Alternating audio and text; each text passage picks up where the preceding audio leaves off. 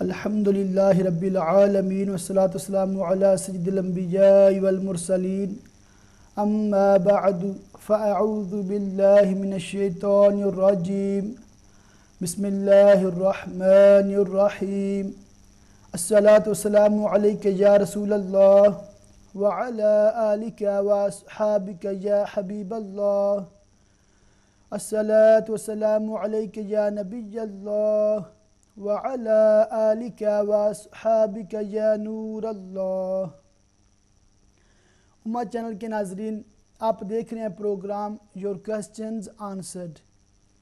یہ daily programme live امہ channel پر آپ کے لیے پیش کیا جاتا ہے، جس میں آپ کے شرعی سوالات کے جوابات بتائے جاتے ہیں۔ آج بھی اسی سلسلے میں پروگرام ہے۔ آپ کے ذہن میں کوئی بھی سوال ہو، آپ لائیو کال کے ذریعے پروگرام میں شامل ہو کر اپنا مسئلہ پوچھ سکتے ہیں۔ جب تک آپ کی کال ریسیو نہیں ہوتی، گفتگو کسی نہ کسی موضوع پر جاری رکھی جاتی ہے۔ لاسٹ ویک میں نے وراثت کے حوالے سے چند بنیادی باتیں عرض کی تھیں، اور اس ضمن میں قرآن پاک کی 2 آیات مبارکہ کی تلاوت کی سعادت حاصل کی تھی، جن میں وراثت کی تقسیم کے حوالے سے اللہ تعالیٰ کا ارشاد میں نے آپ کو بتایا تھا، سورہ نساء آیت نمبر 11 اور 12 سے۔ آج انشاءاللہ اس پہ مزید گفتگو ہوگی، تو آپ اس بات کو توجہ کے ساتھ سماعت کریں گے تو انشاءاللہ آپ کو وراثت کے حوالے سے جو بیسکس ہیں، اس کے جو بنیادی باتیں ہیں، وہ انشاءاللہ آپ کو سمجھ آ جائیں گی۔ اس پروگرام کو کرنے کا مقصد یہ ہے کہ ہمارے ہاں جب بھی کوئی فوت ہوتا ہے، اس کا جو ورثہ ہوتا ہے، جو مال اس نے چھوڑا ہوتا ہے، جائیداد، پراپرٹی وغیرہ یا کیش، روپوں پیسوں کی صورت میں، اس کو شرعی تقاضوں کے مطابق جو شریعت نے وارثوں کے حقوق متعین کیے ہیں، ان کے مطابق تقسیم نہیں کیا جاتا۔ تو اس پروگرام میں میری یہ نیت ہے کہ آپ کو اس کے بارے میں زیادہ سے زیادہ انفارمیشن دی جائے، اور یہ بار بار عرض کیا جائے کہ جب بھی آپ کے ہاں کوئی فوت ہو جائے، چھوٹا ہو یا بڑا، مرد ہو یا عورت، تو جو بھی اس نے مال چھوڑا ہے، اس کی جو شرعی لحاظ سے جو تقسیم ہونی چاہیے، اس کے بارے میں آپ ضرور کسی علم میراث جاننے والے مفتی صاحب سے رابطہ کر کے فتویٰ کی صورت میں ان سے ضرور تحریر لے لیں، تاکہ آپ کو پتہ چل جائے کہ کس وارث کا مال میں کتنا حصہ ہے۔ ویسے یہاں پر جو انگلینڈ میں بالخصوص یہاں پر انگلش لاء ہے، اس میں اور اسلامی لاء میں تھوڑا فرق ہے، مگر آپ جب فتویٰ حاصل کر لیں گے، اور اگر قانونی طور پر مثال کے طور پر بیوی مال کی حقدار بن جاتی ہے، اگر شوہر فوت ہوتا ہے، تو اب یہ اس بیوی کی ذمہ داری ہے کہ اس کو جو ایکسٹرا مل گیا ہے، کہ اسلامی لحاظ سے اس کا اتنا حق نہیں بنتا تھا، اس کو جب پتہ ہوگا کہ شریعت نے وراثت میں کس کس وارث کا کتنا حق رکھا ہے، جب وہ فتویٰ پڑھے گی، سنے گی، تو وہ پھر اپنی خوشی سے، اپنی مرضی سے، جو کہ شرعی لحاظ سے تو اس پہ واجب ہے، مگر قانونی لحاظ سے تو اس کو مجبور نہیں کر سکتا، تو شرعی لحاظ سے جو اس کی ذمہ داری ہے، اس کو چاہیے کہ وہ حصہ اس وارث تک پہنچائے۔ تو یہ اس پروگرام کا مین جو میری نیت ہے، جو ذہن لے کر میں حاضر ہوا ہوں، وہ یہی ہے کہ وراثت کے بارے میں زیادہ سے زیادہ گفتگو کی جائے، کیونکہ عموماً ہمارے یہاں اس میں بہت زیادہ غفلت برتی جاتی ہے، اور جتنے بھی وارثین ہیں ان میں بالخصوص بہنوں اگر ان کا حق بنتا ہے، بیٹیوں کا اکثر حق بنتا ہے، بیٹیوں کو محروم کرنے کی کوشش کی جاتی ہے، ان سے معاف کروانے کی صورتیں نکالی جاتی ہیں، اور ان کی ایسی شروع سے ہی ذہن سازی کرنے کی کوشش کی جاتی ہے کہ وہ جو جائیداد بالخصوص زمین وغیرہ کی صورت میں، پراپرٹی کی صورت میں ہوتی ہے والد صاحب کے پاس یا والدہ صاحبہ کے پاس، تو بھائیوں کی عموماً یہ کوشش ہوتی ہے کہ بہن اس میں سے اپنا حق نہ لے۔ تو یہ بھی ایک غیر اسلامی سوچ ہے۔ اس کے رد میں بھی لاسٹ ویک میں نے کچھ باتیں عرض کی تھیں۔ تو آج مزید جو ہے قرآن پاک سے ہم یہ سیکھتے ہیں کہ اللہ تعالیٰ نے جو وراثت کے احکام بیان فرمائے ہیں اور اس میں کتنی حکمتیں مصلحتیں ہیں، اور ہماری طرف سے اس بارے میں کون کون سی غفلتیں پائی جاتی ہیں۔ توجہ سے سماعت کریں گے تو انشاءاللہ آپ کو کافی معلومات ہوگی۔ میراث میں جو حصے مقرر ہیں اس کی مقدار اور اس مقدار کی جو مکمل مصلحت ہے یہ تو اللہ تعالیٰ ہی بہتر جانتا ہے۔ ہماری عقل و شعور کو اس کی گہرائی تک رسائی نہیں ہے۔ اسی لیے اللہ تعالیٰ نے خود قرآن پاک میں اس چیز کو واضح فرما دیا۔ اللہ تعالیٰ کا ارشاد ہے، آباؤکم و ابناؤکم لا تدرون ایہم اقرب لکم نفعا فریدۃ من اللہ ان اللہ کان علیما حکیما۔ تمہارے باپ اور تمہارے بیٹے تمہیں معلوم نہیں کہ ان میں کون تمہیں زیادہ نفع دے گا، یہ اللہ کی طرف سے مقرر کردہ حصہ ہے۔ بے شک اللہ بڑے علم والا اور حکمت والا ہے۔ اللہ تعالیٰ مزید ارشاد فرماتا ہے، تلک حدود اللہ ومن یطع اللہ ورسولہ یدخلہ جنات تجری من تحتها الانہار خالدین فیہا وذلک الفوز العظیم ومن یعص اللہ ورسولہ ویتعد حدودہ یدخلہ نارا خالدا فیہا وَلَهُ عَذَابٌ مُّہِینٌ۔ ان دو آیات مبارکہ کا ترجمہ اس طرح ہے، یہ اللہ کی حدیں ہیں، اور جو اللہ اور اللہ کے رسول کی اطاعت کرے تو اللہ اسے جنتوں میں داخل فرمائے گا جن کے نیچے نہریں بہہ رہی ہیں، ہمیشہ ان میں رہیں گے، اور یہی بڑی کامیابی ہے۔ اور جو اللہ اور اس کے رسول کی نافرمانی کرے اور اس کی تمام حدوں سے گزر جائے تو اللہ اسے آگ میں داخل کرے گا جس میں وہ ہمیشہ رہے گا، اور اس کے لیے رسوا کن عذاب ہے۔ تو ناظرین، آپ نے ملاحظہ کیا کہ ان آیات میں اللہ تعالیٰ نے اس حکمت کو بھی بیان کر دیا اور یہ بھی ارشاد فرما دیا کہ جو اللہ تعالیٰ اور اس کے رسول کی فرما برداری میں اس کے احکامات کی بجا آوری کرے گا، اطاعت کرے گا، تو اس کو اللہ تعالیٰ جنت کی نعمتوں سے سرفراز فرمائے گا، اور جو معاذ اللہ اللہ تعالیٰ کے قانون، اللہ تعالیٰ کی تعلیمات، اللہ تعالیٰ کے احکامات کو پس پشت ڈالے گا تو اس کا ٹھکانہ پھر جہنم ہے۔ میراث کا جو مال ہے اس میں کس قدر احتیاط ضروری ہے، اور ہمارے بزرگان دین کا اس بارے میں کیا عمل تھا۔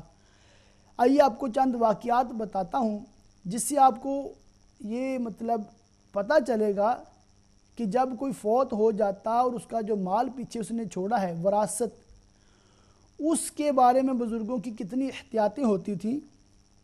مروی ہے کہ ایک بزرگ رحمت اللہ تعالی علیہ کسی قریب المرگ شخص کے پاس موجود تھے۔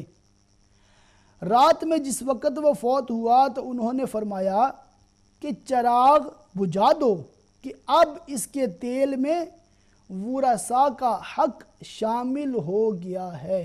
تو ناظرین، آپ توجہ فرمائیں، پہلے دور میں جب بجلی نہیں تھی، الیکٹریسٹی نہیں تھی، تو چراغ اور لالٹین وغیرہ جلائی جاتی تھی رات کو روشنی کے لیے۔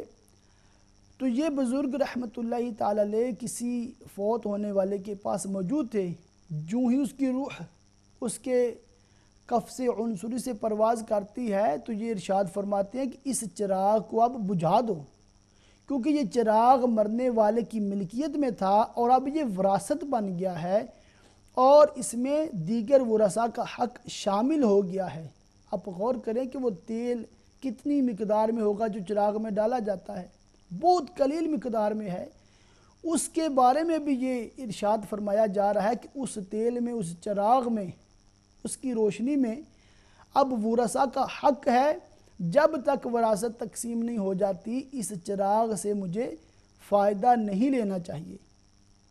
ایک اور روایت بڑی ایمان افروز ہے، اسی طرح کی ہے کہ حضرت عبد الرحمن بن مہدی رحمۃ اللہ تعالی علیہ فرماتے ہیں کہ جب میرے چچا کا انتقال ہوا تو میرے والد بے ہوش ہو گئے۔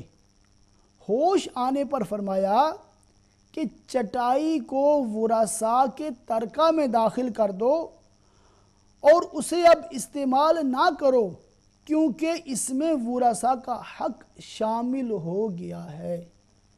تو ناظرین اس بات پہ بھی غور کریں، وہ چٹائی جو گھر میں بیٹھنے کے لیے استعمال کی جاتی تھی، اب چونکہ اس کا مالک فوت ہو گیا ہے اور اس چٹائی میں بھی اس کے چچا کے جو وارثین ہیں، بیٹے بیٹیاں، بیوی یا کوئی اور دیگر رشتہ دار، ماں باپ اگر حیات ہوں تو ان کا چونکہ حق شامل ہو گیا ہے، تو اس بھائی نے تمام لوگوں کو اس چٹائی پر بیٹھنے سے بھی منع کر دیا کہ اب اس میں ورثاء کا حق شامل ہو گیا ہے۔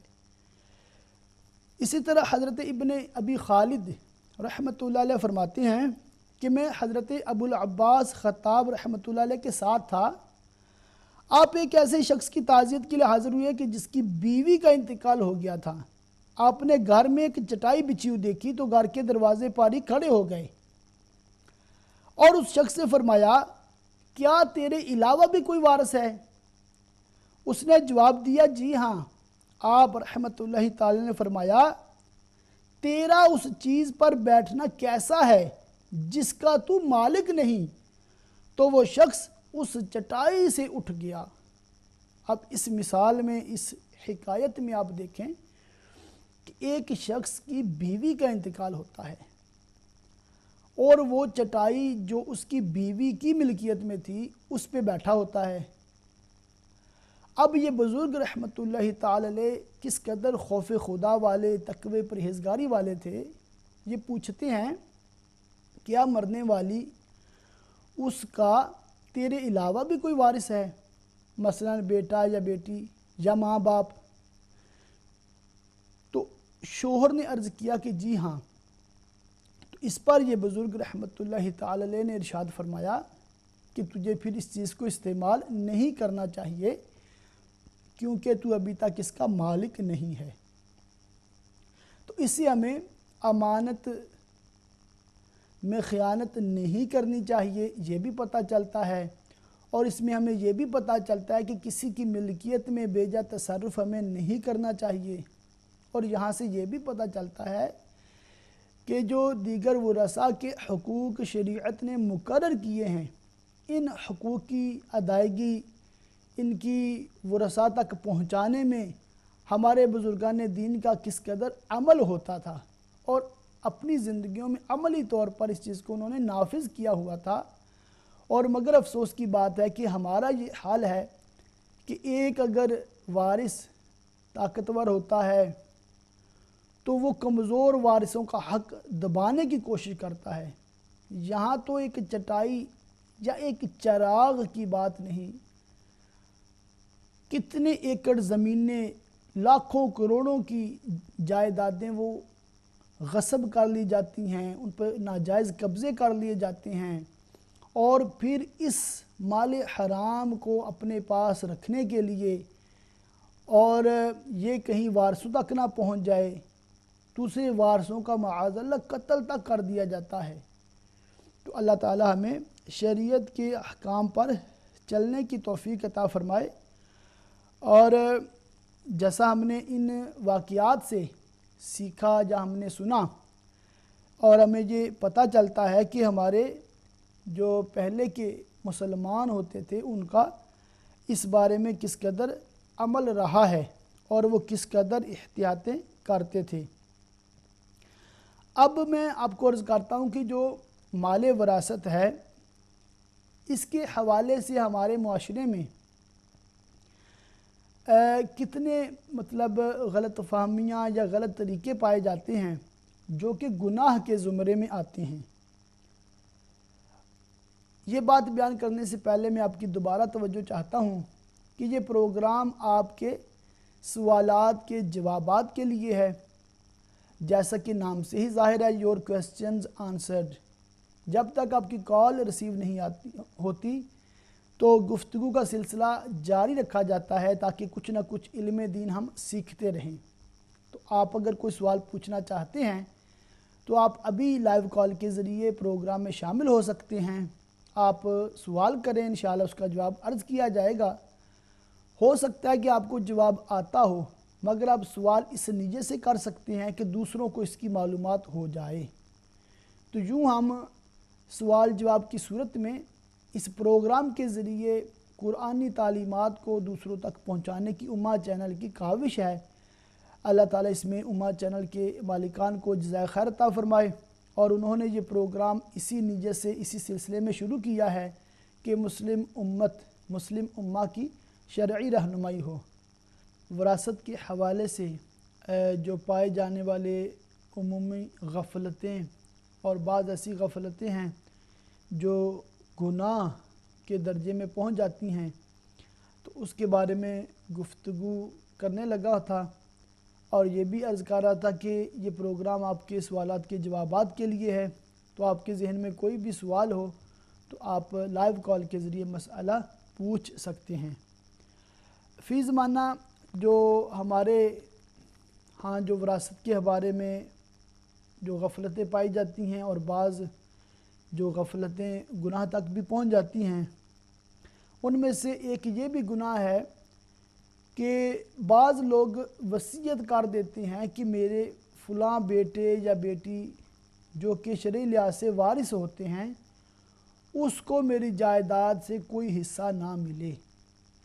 تو یہ وصیت چونکہ اس نے اپنے ایک وارث کو محروم کیا اس وصیت کے ذریعے، تو ایسی وصیت کرنا گناہ ہے، کیونکہ وارث کا جو حصہ یا حق یہ شریعت نے مقرر کیا ہے۔ ایک کالر ہے، السلام علیکم۔ وعلیکم السلام۔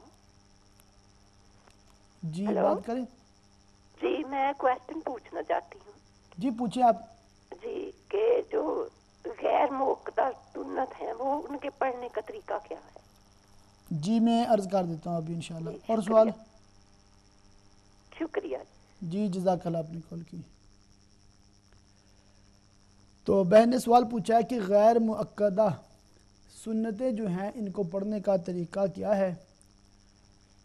تو تمامی ناظرین توجہ فرمائیں کہ جو عصر کی 4 سنتیں جو فرضوں سے پہلے پڑھی جاتی ہیں، اسی طرح عشاء کی 4 سنتیں جو فرضوں سے پہلے پڑھی جاتی ہیں، ان کو کہتے ہیں سنت غیر مؤکدہ۔ ان کو پڑھنے کا طریقہ وہی ہے جو 4 نفل پڑھنے کا طریقہ ہے۔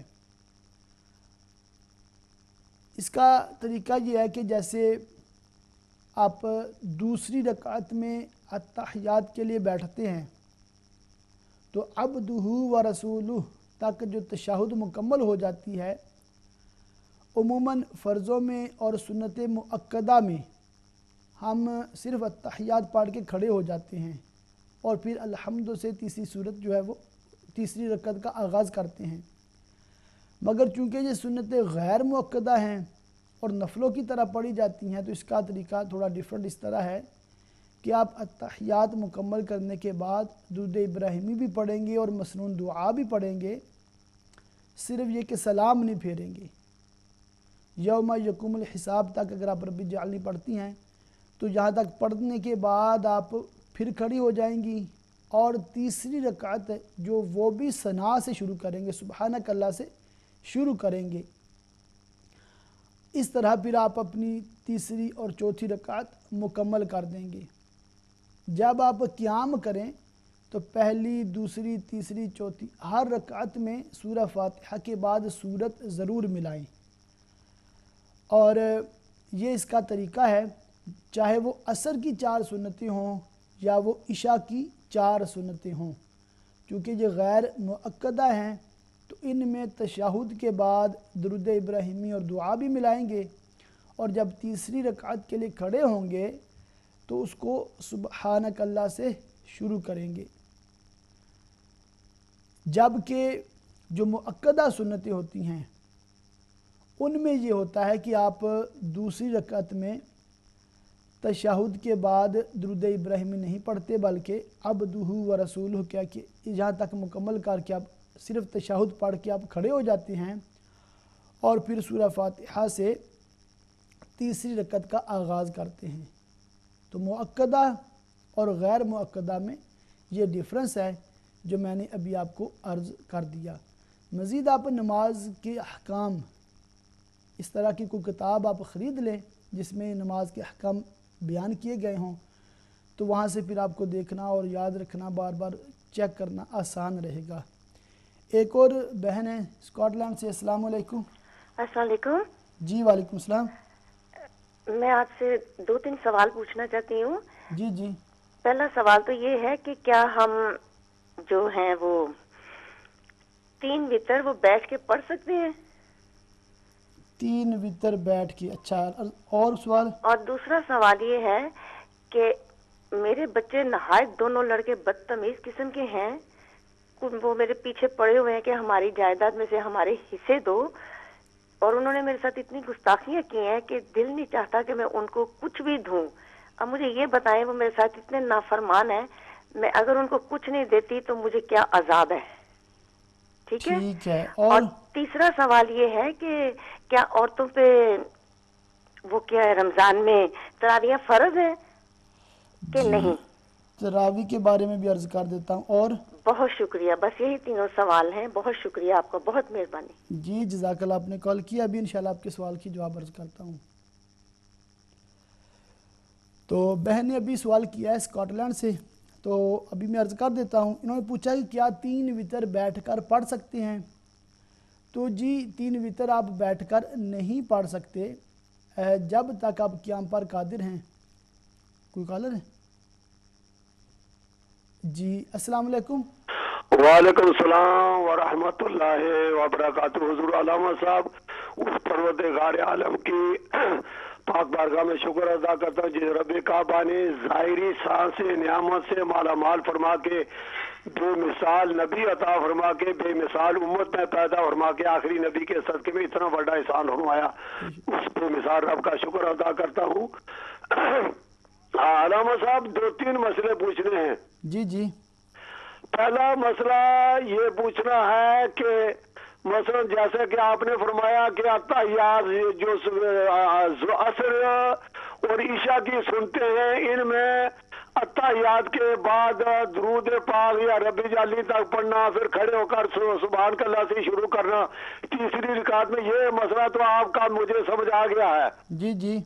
ایک اور ساتھ اس کے ملتا جلتا ہوا مسئلہ ہے کہ مثلا فرض میں یعنی اتحیات بیٹھا تو اتحیات کے بعد درود شریف یا دونوں درود شریف اور ربی جالی پڑھنے کے بعد سلام پھیر دیا، جس کو سلام پھیر چکا معلوم ہوا تو میں تو نماز فرض عصر کی یا عشاء کی پڑھ رہا ہوں نماز، تو میں نے سلام پھیر دیا، آیا کھڑا ہونا اور کسی سے بات کرنے سے پہلے پھر دوبارہ اس تیسری رکعت کی طرف لوٹ جانا، اس بارے میں ذرا وضاحت کیجئے گا۔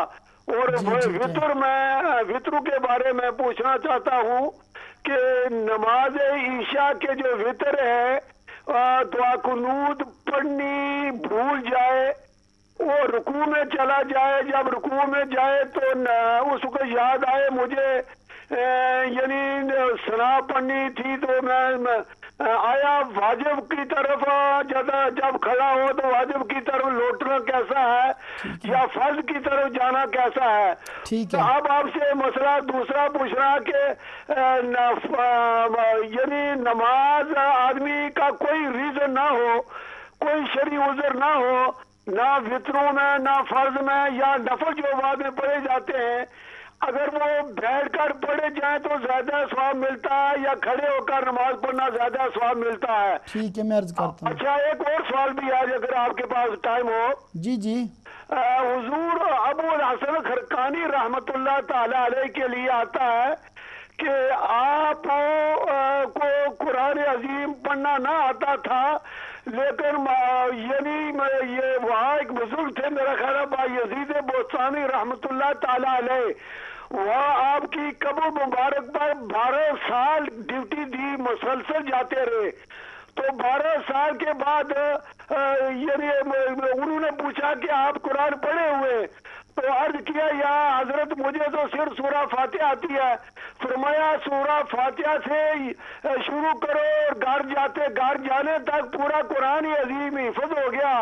उस जो बुजुर्ग कब्र में बैठा हुआ उसके कहने से इससे क्या मुराद है? उस बुजुर्ग ने अल्लाह अल्लाह के रसूल के कारखाने में कोई बहुत बड़ा काम किया या अल्लाह अल्लाह का रसूल उनसे बहुत राजी हो गया कि एक कब्र में बैठा हुआ बुजुर्ग कह के घर जाने तक तुम कुरान अजीम के हाफिज कर लो। यहाँ ब्रेडफोर्ड में एक आलिम दीन है, लोग कब्रिस्तान में जाते तो वो कहते हैं कि ये तफरीह के लिए लोग कब्रिस्तान को तफरीह कार बना दिया।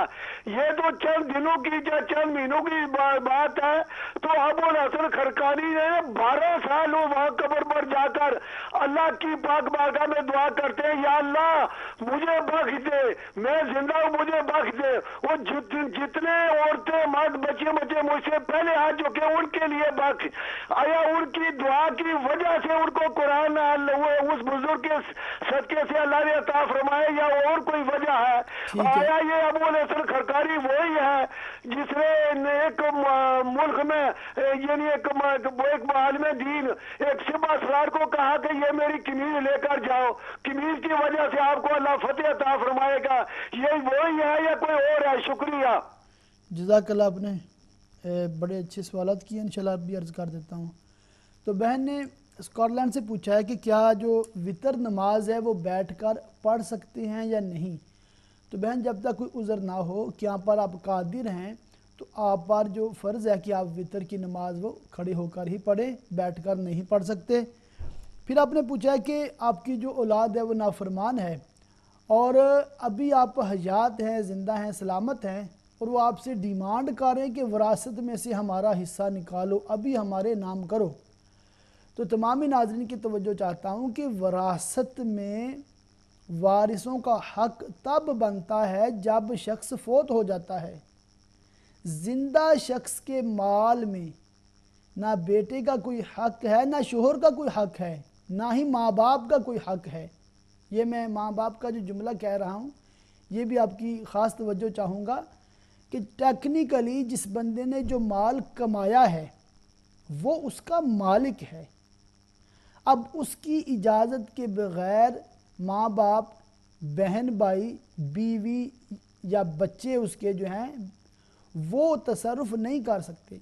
इसी तरह जो बीवी की मिल्कियत है, अब उसके पास वालिदैन ने सोना वगैरह दिया था, जहेज़ दिया है अपनी बेटी को, या वो जॉब करती है, काम करती है, उसका अपना बैंक बैलेंस है, अब वो उस पैसे की मालिका है, उस पैसे की मालिका है। उसका शोहर भी ये हक नहीं रखता कि उससे वो ज़बरदस्ती पैसे ले या उसके पैसों को अपने पैसे समझे। और उसकी जो औलाद है उसको कोई हक नहीं है कि वो अपनी वालदा को तंग करें और उसे वो डिमांड करें कि हमारा हिस्सा दो। उनकी इत्तला के लिए कहा जाता है कि उनका अभी तक अपनी माँ या अपने बाप की माल में कोई हक नहीं है, कोई हिस्सा नहीं है। हाँ, अगर वो नाबालिग हैं, छोटे हैं, तो ये माँ बाप पर वैसे ज़रूरी होता है उनका नान नफ़का, उनके लिए खाने पीने का इंतज़ाम करना, مگر اگر بچے یا بچی بالغ ہو گئے ہیں، بڑے ہو گئے ہیں، تو وہ خود کام کریں اور اپنا کھائیں، اپنا کمائیں، مگر والدین کو وہ مجبور نہیں کر سکتے۔ یہ ہمارے معاشرے میں بہت بڑی مس انڈرسٹینڈنگ پائی جاتی ہے۔ جو اولاد ہے وہ والدین کے مال کو اپنا مال سمجھتی ہے، یہ بہت بڑی غلطی ہے، غلط فہمی ہے، اور ایسا کچھ نہیں ہے۔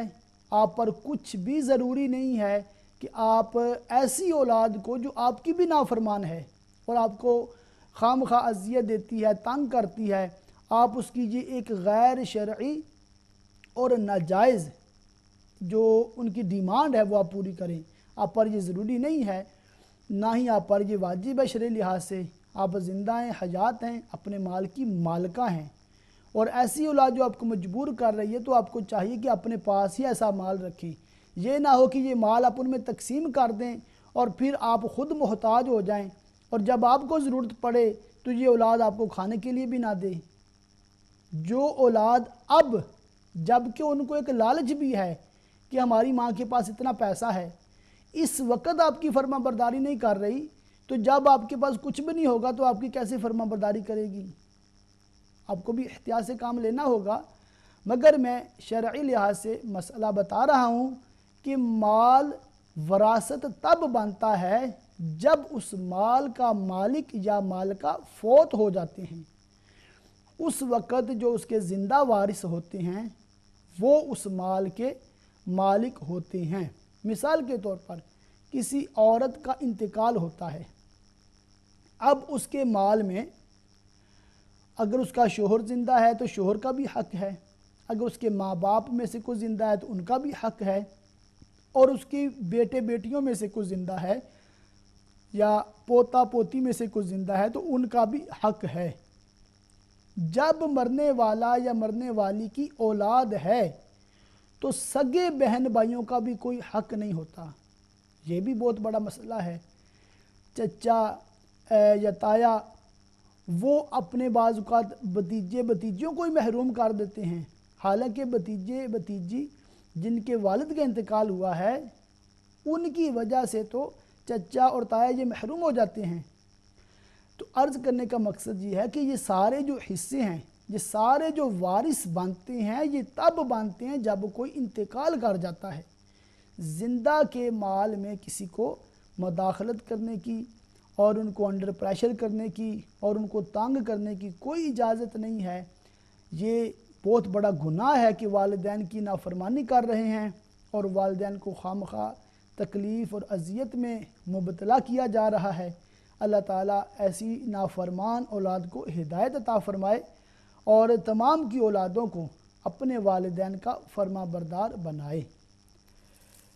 پھر آپ نے یہ سوال پوچھا ہے کہ کیا تراویح کی نماز عورتوں پر فرض ہے؟ تو تمامی ناظرین کے لیے عرض کر دوں کہ تراویح مرد اور عورت دونوں پر یہ واجب ہے، ضروری ہے۔ یہ تراویح کی جو 20 رکعتیں ہیں یہ آپ نے پوری کرنی ہیں۔ ان میں مکمل قرآن پاک اگر آپ کو پڑھنا نہیں آتا، حفظ نہیں ہے، تو آپ کوئی بھی صورتیں پڑھ کے اس کو 20 رکعت کو مکمل کر سکتی ہیں۔ مردوں پر یہ ہے کہ ان کو چاہیے کہ با جماعت مسجد میں جا کر تراویح کی نماز ادا کریں، مگر ان کے لیے ابھی ایک رعایت یہ ہے کہ اگر محلے میں مسجد میں تراویح با جماعت ہو رہی ہے تو اب آپ پر ضروری نہیں ہے کہ آپ با جماعت پڑھیں۔ با جماعت پڑھیں گے تراویح مرد حضرات تو زیادہ ثواب بھی ملے گا، ختم قرآن کا بھی سلسلہ ہو جائے گا، مگر عشاء کے جو 4 فرض ہیں وہ آپ بغیر عذر کے گھر میں نہیں پڑھ سکتے، آپ کو مسجد میں جا کر با جماعت ہی پڑھنے ہوں گے۔ اب آپ چاہیں تو 4 فرض عشاء کے پڑھ کے گھر آ کر 20 رکعتیں بھی پڑھ سکتے ہیں، گناہ گار نہیں ہوں گے۔ مگر جیسے میں نے پہلے وضاحت کی، یہ جو میں آپ کو فقہی مسئلے بتا رہا ہوں، بہتر کیا ہے اور بہتر کیا نہیں ہے یہ آپ خود فیصلہ کر سکتے ہیں۔ ظاہر سی بات ہے، مسجد میں آپ 20 رکعت پڑھیں گے، حافظ صاحب کے پیچھے پڑھیں گے تو قرآن پاک، اور پھر مسلمانوں کی وہاں پر ایک جماعت ہوگی اور وہاں پر اجتماعی طور پہ دعائیں کی جاتی ہیں، مسجد میں ایک ایک سانس پر کئی کئی نیکیاں ملتی ہیں اور بڑا پرسکون ماحول ہوتا ہے۔ اور گھر میں اگر آپ پڑھیں گے تو بعض اوقات سستی بھی ہو جاتی ہے، غفلت بھی ہو جاتی ہے، بندہ بھول بھی جاتا ہے، اور ضروری نہیں کہ آپ حافظ قرآن ہی ہوں، پھر وہ ختم قرآن کی سعادت سے بھی محروم ہو جائیں گے۔ تو اس طرح یہ عرض کرنے کا مقصد یہ ہے کہ اگر آپ جاب کرتے ہیں، مثلا کوئی نائٹ شفٹ کرتا ہے فیکٹری میں یا کسی اور جگہ پر، ایسی اس کی مجبوری ہے کہ مسجد میں نہیں آ سکتا، تو اس پر بھی یہ واجب رہے گا کہ وہ سحری کا ٹائم جو ہے وہ ختم ہونے سے پہلے پہلے اپنی 20 رکعت تراویح ضرور پڑھے۔ بریک کے ٹائم میں اپنے طور پر بھی پڑھ سکتا ہے، با جماعت پڑھنا ضروری نہیں ہے ان معنوں کر کہ اگر با جماعت نہیں مل رہی تراویح تو ہم پڑھیں گے ہی نہیں، یہ مسئلہ نہیں ہے، بلکہ اگر آپ کام پر ہیں، وہاں پر بریک کا ٹائم یا ٹائم آف کر کے آپ وہاں پر بھی 20 رکعت پڑھیں گے تو آپ کی تراویح ادا ہو جائے گی۔ اور بہنیں چونکہ با جماعت نماز نہیں پڑھتی تو ان کو جس طرح نمازیں ان پر فرض ہیں، اسی طرح جو تراویح کی نماز ان پر یہ بھی ضروری ہے، ان کو تراویح مس نہیں کرنی چاہیے، یہ 20 رکعتیں ان کو پوری ہی پڑھنی ہوں گی۔ تو ایک اور جو مسئلہ بھی پوچھا گیا ہے، احمد خان صاحب نے پوچھا ہے کہ 2 رکعت فرض پڑھ رہے تھے، 4 رکعت فرض پڑھ رہے تھے تو 2 رکعت کے بعد بھول گیا اور اتحیات پڑھی، درود ابراہیمی پڑھا، رب اجعلنی پڑھی اور سلام بھی پھیر دیا، اب کیا کریں؟ تو مسئلہ یہ ہے کہ جب تک کسی سے بات نہ کی ہو، نماز کے منافی کوئی کام نہ کیا ہو، تو اب یہ فوراً کھڑا ہو جائے، تیسری چوتھی رکعت مکمل کرے، اور آخر میں جب قعدہ اخیرہ میں بیٹھے، چوتھی رکعت میں جب بیٹھتے ہیں اتحیات کے لیے، تو ایک طرف اتحیات پڑھ کے ایک طرف سلام پھیر دے، 2 سجدہ کرے اور پھر اتحیات پڑھے، درود ابراہیمی پڑھے اور رب اجعلنی پڑھے۔ اسے کہتے ہیں سجدہ سہو۔ سجدہ سہو کر لے گا تو جو بھولنے کا واجب ترک ہوا ہے اس کی تلافی ہو جائے گی، اس کی نماز مکمل ہو جائے گی۔ اور کسی نے پوچھا، احمد خان صاحب نے پوچھا کہ وتر کی نماز ہے، وتر کی نماز میں دعائے قنوت پڑھنا بھول گیا اور رکوع میں چلا گیا، رکوع میں جا کر اب یاد آیا ہے کہ دعائے قنوت نہیں پڑھی تھی، تو کیا واپس کھڑا ہو یا وہ سجدے کی طرف چلا جائے؟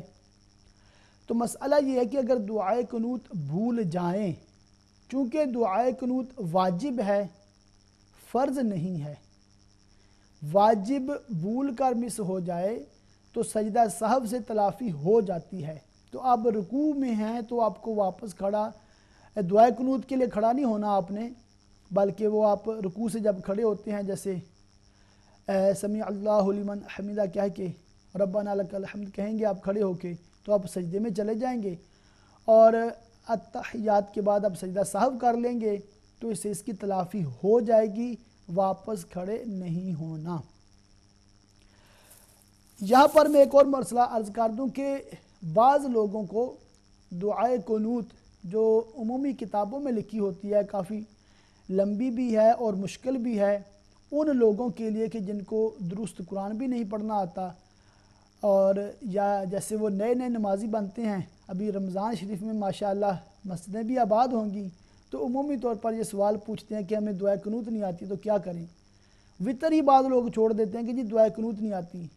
تو تمام ہی ناظرین کے لیے عرض کر دوں کہ دعائے قنوت صرف وہ دعا نہیں ہے جو عموماً کتابوں میں لکھی ہوتی ہے، بلکہ اس کی جگہ کوئی بھی دعائے معصورہ پڑھ لی جائے تو دعائے قنوت کے وہ قائم مقام ہو جائے گی۔ مثال کے طور پر دعائے قنوت پڑھنے کی بجائے آپ نے ربنا آتینا فی الدنیا حسنۃ وفی الآخرۃ حسنۃ وقنا عذاب النار، یہ دعا پڑھ لی آپ نے، تو یہ بھی دعائے قنوت ہی ہے، اس سے بھی آپ کا جو وہ واجب ادا ہو جائے گا۔ یا اس کے بجائے آپ نے 3 بار کہہ لیا اللہم اغفر لی، تو اس سے بھی آپ کی دعائے قنوت کے کام ہو جائے گا۔ یہاں تک علماء نے لکھا ہے اگر کسی کو اتنا بھی نہیں آتا تو وہ 3 بار یا رب یا رب یا رب کہہ لے تو اس کی پھر بھی وطر ہو جائیں گے، وطروں کو چھوڑنا نہیں ہے۔ اور جو دعائے قنوت ہے اللہم انا نستعینک، وہ دعا جو ہے مکمل، وہ بھی یاد کرنے کی کوشش کریں، اللہ تعالیٰ توفیق عطا فرمائے۔ ایک اور کالر ہیں، السلام علیکم۔ السلام علیکم جناب۔ جی وعلیکم السلام۔ میرا سوال یہ ہے، تراویح جو آدمی گھر میں بھی پڑھ سکتا اگر بیمار ہو، کسی وجہ سے مسجد نہ جا سکے، جی جی اس کو گھٹنوں کی تکلیف ہو، گھر میں پڑھ سکتا ہے؟ جی بالکل پڑھ سکتا ہے، ٹھیک ہے جی، ٹھیک، نو پرابلم۔ ایک سوال یہ پوچھا گیا ہے کہ کیا نفل نماز جو ہے یہ بیٹھ کر پڑھ سکتے ہیں یا نہیں پڑھ سکتے، اور کھڑے ہو کر نفل پڑھنے اور بیٹھ کر پڑھنے میں کیا ثواب میں کوئی کمی آتی ہے یا نہیں آتی؟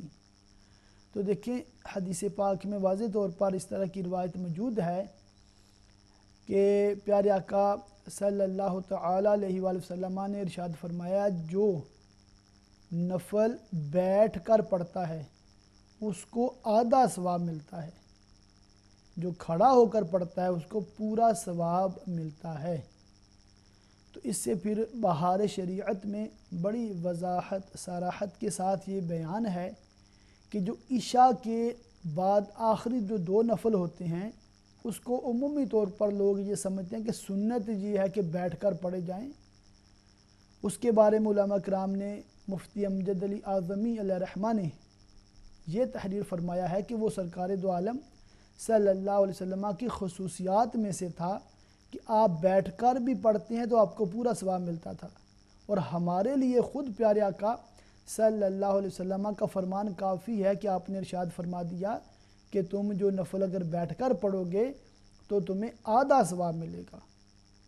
تو ہمیں چاہیے کہ ہم کھڑے ہو کر پڑھیں، پورا ثواب حاصل کرنے کی حرص کریں، مگر مسئلہ یہ ہے کہ نفل نماز اگر کوئی بیٹھ کر پڑھنا چاہے تو کوئی گناہ نہیں ہے، کوئی مضائقہ نہیں ہے، اس پر کوئی گرفت نہیں ہے، مگر اس کو یہ جاننا چاہیے کہ اگر وہ کھڑا ہو کر پڑھے گا تو اس کو ثواب پورا ملے گا، بیٹھ کر پڑھے گا تو ثواب آدھا ملے گا۔ ایک بھائی نے پوچھا تھا کہ کیا کوئی مجبوری ہو، بیماری ہو تو تراویح گھر میں بھی ہو جاتی ہے؟ تو جی ہاں، جیسا میں نے پہلے وضاحت کر دی ہے، تراویح صرف با جماعت نہیں ہوتی، بلکہ جو با جماعت تراویح ہوتی ہے وہ سنت علی الکفایہ ہے کہ اگر محلے میں چند لوگوں نے تراویح کی جماعت قائم کر لی ہے اور باقی لوگ گھروں میں کام پر اگر تراویح پڑھ لیتے ہیں تو کوئی پرابلم نہیں ہے، ان کی تراویح بالکل ہو جائے گی، ان کو پورا ثواب ملے گا۔ بلکہ یہ حکم تاکیدی ہے، کیونکہ تراویح جو واجب ہے اس کو پڑھنا ہی ہوگا، آپ کو جماعت ملے یا نہ ملے۔ جیسے خواتین ہیں اور یہ جو مرد حضرات کام پر ہوتے ہیں یا وہ بیمار ہیں، مسجد میں نہیں آ سکتے، تو ان سب پر تراویح پڑھنا ضروری ہے، ان کو تراویح مس نہیں کرنی چاہیے۔ تو یہ مسئلہ تمامی ناظرین اس پہ ضرور توجہ فرمائیں۔ ایک بہن نے جو اسکالر سے کال کی تھی اور بتا رہی تھی کہ اولاد نافرمان ہے، تو تمامی ناظرین جو بھی مجھے سن رہے ہیں، دیکھ رہے ہیں، تو تمام کو میں چند روایات سنانا چاہتا ہوں کہ ماں باپ کی نافرمانی کتنا کبیرہ گناہ ہے اور اس کی کس قدر سزائیں اللہ تعالیٰ نے مقرر فرمائی ہیں۔ والدین کے بارے میں ایک روایت آتی ہے کہ حضرت سیدنا امام احمد بن حجر مکی شافعی رحمۃ اللہ علیہ نقل فرماتے ہیں، سرور کائنات شاہ موجودات صلی اللہ علیہ وسلم کا فرمان عبرت نشان ہے، معراج کی رات میں نے کچھ لوگ دیکھے جو آگ کی شاخوں سے لٹکے ہوئے تھے، تو میں نے پوچھا اے جبرائیل یہ کون لوگ ہیں؟ عرض کی یہ وہ لوگ ہیں جو دنیا میں اپنے باپوں اور ماؤں کو برا بھلا کہتے تھے۔ ایک اور روایت میں ہے، جس نے اپنے والدین کو گالی دی اس کی قبر میں آگ کے اتنے انگارے اترتے ہیں جتنے بارش کے قطرے آسمان سے زمین پر آتے ہیں۔ اسی طرح ایک اور روایت ہے، جب ماں باپ کہ نافرمان کو دفن کیا جاتا ہے تو قبر اسے دباتی ہے، یہاں تک کہ اس کی پسلیاں ٹوٹ پھوٹ کر ایک دوسرے میں پیوست ہو جاتی ہیں۔ حضرت سیدنا عبداللہ بن عمر رضی اللہ تعالیٰ عنہما سے روایت ہے، رسول ذی شان نور رحمان صلی اللہ تعالیٰ علیہ وآلہ وسلم کا فرمان عبرت نشان ہے، 3 شخص جنت میں نہیں جائیں گے، پہلا ماں باپ کو ستانے والا، دوسرا دیوس، اور تیسرا مردانی وضع بنانے والی عورت۔ تو ناظرین، آپ نے ملاحظہ کیا کہ ماں باپ کی نافرمانی بہت بڑا گناہ ہے، تو جو اولاد اپنے ماں باپ کی دل آزاری کرتی ہے، ان کی نافرمانی کرتی ہے اور معاذ اللہ ثم معاذ اللہ ان کو مارتی ہے یا ان کو گالی دیتی ہے، بہت برا کرتی ہے، ان کو توبہ کرنی چاہیے، اللہ تعالیٰ کی بارگاہ میں توبہ کرنی چاہیے، معافی مانگنی چاہیے، اور والدین کے پاؤں پکڑ کر ان سے معافی کا خواستگار ہونا چاہیے، ان سے معافی مانگ لینی چاہیے، ان سے اپنی جو نافرمانی کی ہے، جو ان کی دل آزاری کی ہے، یہ ان سے اپنا یہ معاف کروا لیں، کہیں ایسا نہ ہو کہ ان کی والدین کی نافرمانی کی وجہ سے قیامت میں قبر میں بہت بڑی آزمائش سے دوچار ہونا پڑ جائے۔ علماء کرام فرماتے ہیں، ایک روایت کا مفہوم اس طرح ہے کہ ہر گناہ اس کا جو عذاب ہے، ہو سکتا ہے کہ اللہ تعالیٰ آخرت تک اس کو مؤخر کر دے، مگر ماں باپ کی نافرمانی یہ ایسا گناہ ہے کہ اس کی سزا دنیا میں بھی ملتی ہے۔ اس کے بارے میں بھی روایات ملتی ہیں کہ ماں باپ کا جو نافرمان ہوتا ہے اس کو اللہ تعالیٰ دنیا میں ضرور سزا دیتا ہے۔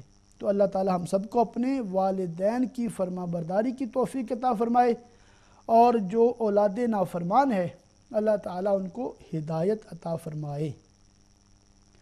تو میں عرض کر رہا تھا کہ وراثت سے محروم کرنے کے لیے مختلف ہیلے بہانے بنائے جاتے ہیں۔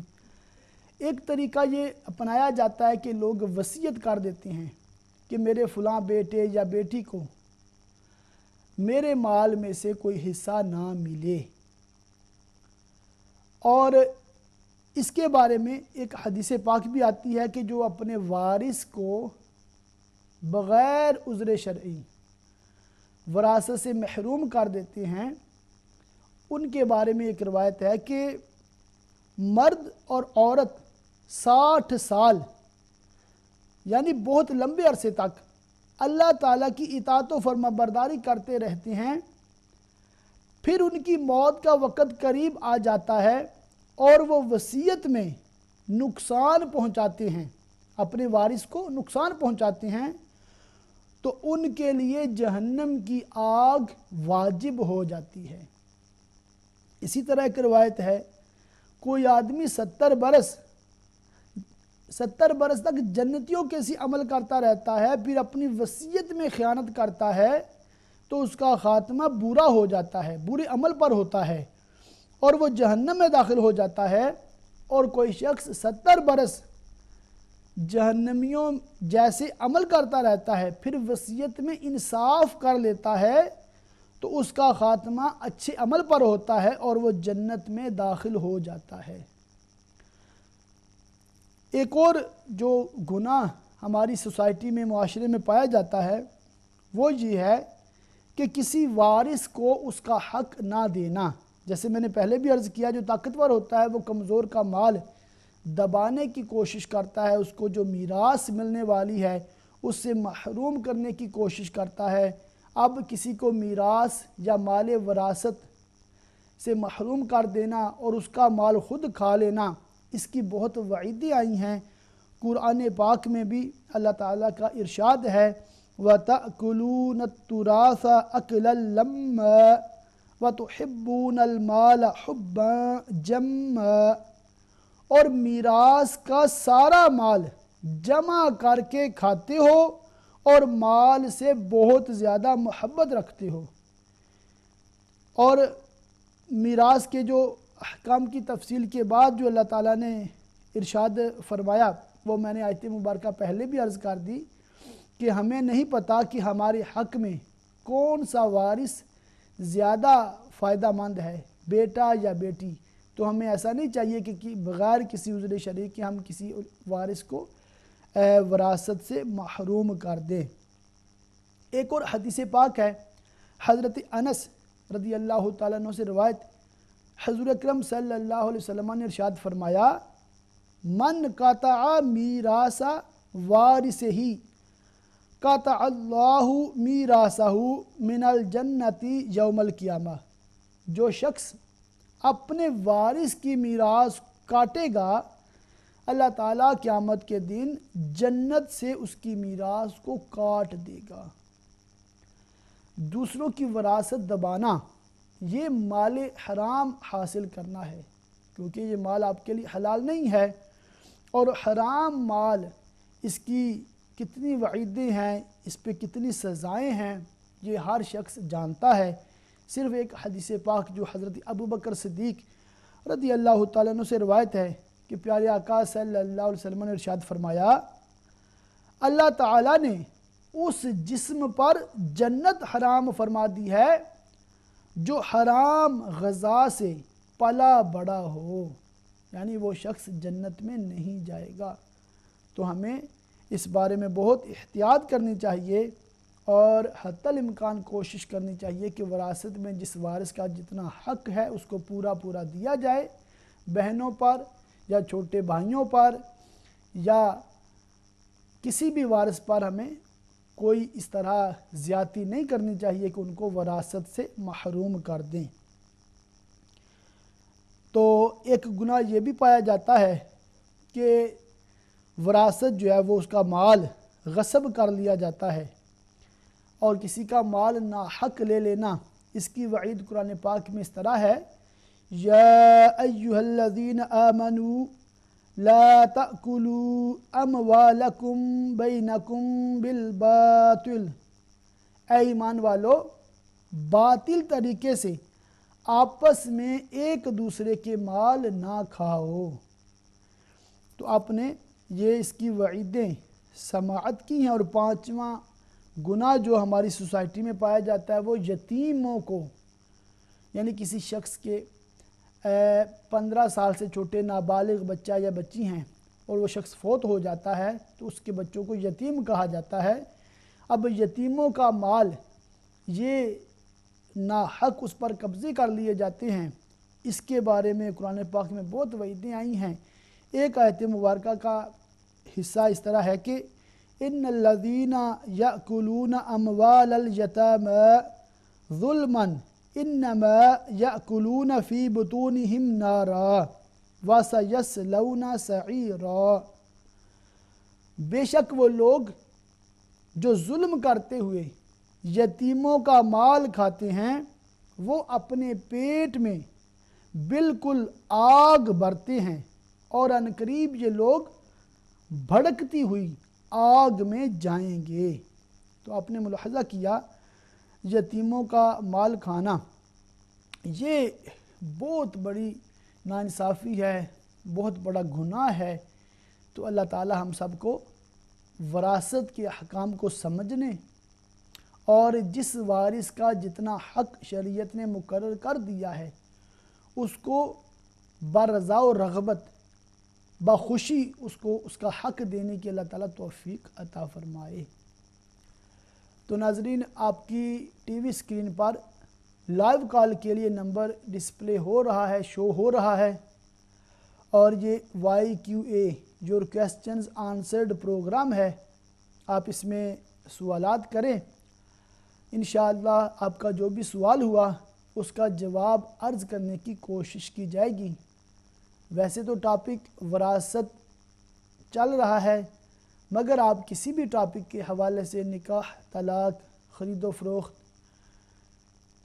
نماز، روزہ، حج، زکوٰۃ، کسی بھی موضوع پر کوئی بھی سوال آپ پوچھنا چاہیں یا آپ عقائد کے بارے میں معلومات لینا چاہیں، اللہ تعالیٰ کی ذات کے حوالے سے، صفات کے حوالے سے، انبیاء کرام علیہ السلام کے حوالے سے، اولیاء اللہ کے حوالے سے، یا قبر، حشر اور تقدیر وغیرہ کسی بھی معاملے میں آپ کو معلومات چاہیے ہو، جنوں کے بارے میں، فرشتوں کے بارے میں ہمارے کیا عقائد ہیں، کیا ہونے چاہیے، تو ان ٹاپکس پر جو شرعی سوالات بنتے ہیں آپ ضرور کیا کریں۔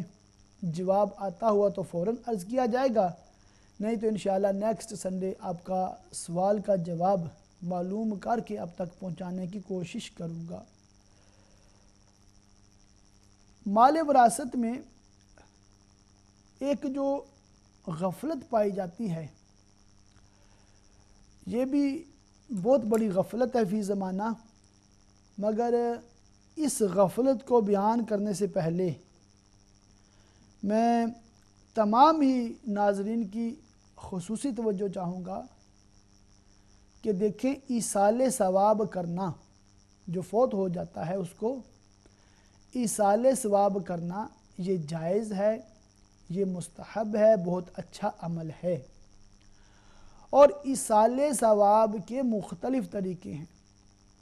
مثلا کوئی زندہ یا فوت، اس کو آپ ایصال ثواب کرنا چاہتے ہیں تو آپ اپنی کسی بھی نیکی، کوئی بھی نیکی کا کام آپ جو کرتے ہیں، اچھا کام جو کرتے ہیں، اس کو ایصال ثواب کر سکتے ہیں۔ ہر وہ کام جس پر آپ کو ثواب ملنے کی امید ہے اس کا ایصال ثواب ہو سکتا ہے۔ مثال کے طور پر آپ نے غریبوں کو کھانا کھلایا، اب غریبوں کو کھانا کھلایا تو اس پر انشاءاللہ آپ کو ثواب ملے گا، تو آپ یہ دعا کر سکتے ہیں کہ یا اللہ یہ جو میں نے کھانا کھلایا ہے اس کا ثواب میرے فلاں فلاں رشتہ دار کو ملے۔ اور یہ بھی آپ کی معلومات کے لیے کہ جس طرح مردے کو ایصال ثواب ہو سکتا ہے اسی طرح زندے کو بھی ہو سکتا ہے، تو اس میں کوئی حرج نہیں ہے۔ عمومی طور پر ہمارے ہاں جو ایصال ثواب کیا جاتا ہے وہ فوت ہونے والوں کے لیے کیا جاتا ہے، تو ان کے حوالے سے میں عرض کر رہا ہوں۔ تو آپ نے کھانا کھلایا یا آپ نے مسجد یا مدرسہ کو 10 پاؤنڈ، 50 پاؤنڈ، 100 پاؤنڈ آپ نے عطیہ دیا اور یہ کہا کہ میں اپنے والد کے ایصال ثواب کے لیے دے رہا ہوں، تو انشاءاللہ آپ کو بھی ثواب ملے گا، آپ کے والد صاحب کو بھی ثواب ملے گا۔ اسی طرح آپ نے کوئی نیکی کا کام کیا ہے، مثلا نماز پڑھی ہے، روزہ رکھا ہے یا حج کیا ہے، آپ نے اپنا فرض ادا کیا ہے مگر اس پر بھی اللہ کی رحمت سے ثواب ملتا ہے، تو اس کو بھی ایصال ثواب کر سکتے ہیں۔ ایک بہن ہے برمنگھم سے۔ السلام علیکم۔ وعلیکم السلام ورحمۃ اللہ وبرکاتہ۔ علامہ صاحب، اللہ رب العزت آپ کے علم، عمل اور عمر میں برکت عطا کرے، آمین اور یہ علمی محفل اپنی بارگاہ میں قبول کرے۔ آمین۔ علامہ صاحب ماشاءاللہ بہت اچھا آپ کا ٹاپک ہے، اور ماشاءاللہ آپ نے اولاد کی تربیت بھی بہت اچھی الفاظ میں کی ہے۔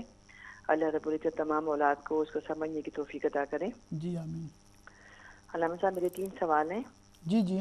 میرا پہلا سوال یہ ہے کہ عام طور پہ ہم لوگ پاکستان میں یہ لفظ بہت سنتے ہیں اور اخباروں میں بھی پڑھتے ہیں کہ فلاں نے اپنے بچے کو آگ کر دیا ہے۔ جی جی۔ تو آگ کرنے کا مطلب کیا ہے اور اس کی کیا شرعی حیثیت ہے؟ ٹھیک ہے۔ کیا والدین اگر اپنی زندگی میں کسی بچے کے لیے یہ وصیت کر دیں کہ میں نے اس کو آگ کیا ہے تو پھر وہ اگر مطلب جو وراثت اس بچے میں تقسیم ہوگی کہ نہیں؟ ٹھیک ہے۔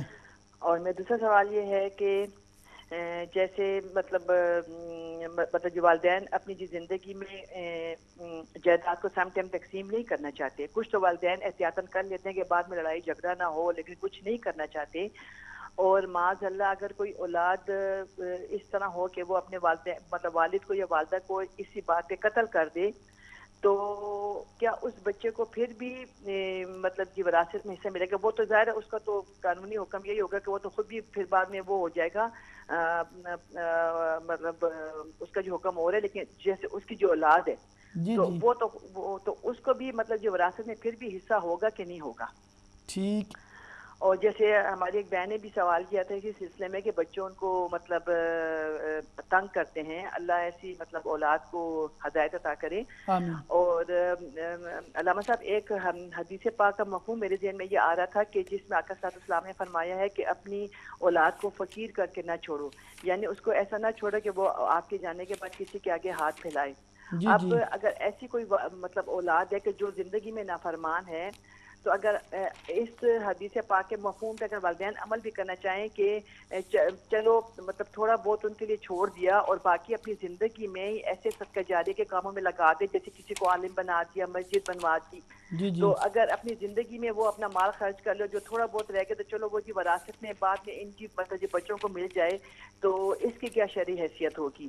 کیونکہ دل تو انسان کے نہیں چاہتے، لیکن جب انسان کہتے ہیں کہ جب مطلب حدیث مطلب پاک کا مفہوم بھی ایسا آ گیا تو چلو تھوڑا بہت چھوڑ کے تو باقی اپنی جی زندگی میں، کیونکہ ایسی جو اولاد سے کوئی بھی مطلب جی والدین صدقہ جاریہ کی یا اس سارے ثواب کی کوئی بھی مطلب جی امید رکھنا بیکار ہے.